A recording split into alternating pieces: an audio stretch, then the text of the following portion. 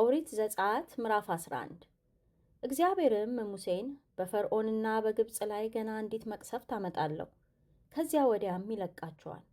ሲለቃችሁም አባሮ ይሰዳቸዋል። ወንዱ ከወዳጁ ሴቲቱም ከወዳጇ የብርና የወርቅ ዕቃ ይሹ ዘንድ በሕዝቡ ጆሮ ተናገር አለው። እግዚአብሔርም በግብፃውያን ፊት ለሕዝቡ ሞገስን ሰጠው። ሙሴም በፈርዖን ባሪያዎችና በሕዝቡ ፊት በግብፅ አገር እጅግ የከበረ ሰው ነበረ። ሙሴም አለ፣ እግዚአብሔር እንዲህ ይላል፣ በኩለ ሌሊት እኔ በግብፅ መካከል እወጣለሁ። በግብፅ አገር ያለ በኩር ሁሉ በዙፋኑ ከሚቀመጠው ከፈርዖን በኩር ጀምሮ በወፍጮ እግር እስካለችው እስከ ባሪያይቱ በኩር ድረስ የከብቱን በኩር ሁሉ ይሞታል።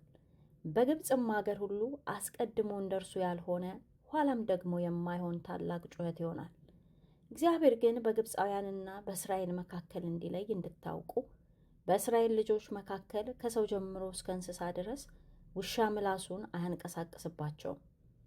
እነዚህም ባሪያዎችህ ሁሉ አንተ ውጣ፣ የሚከተሉም ሕዝብ ሁሉ ይውጡ እያሉ ወደ እኔ ይወርዳሉ፣ ለእኔም ይሰግዳሉ። ከዚያም በኋላ እወጣለሁ። ሙሴም በጽኑ ቁጣ ከፈርዖን ዘንድ ወጣ።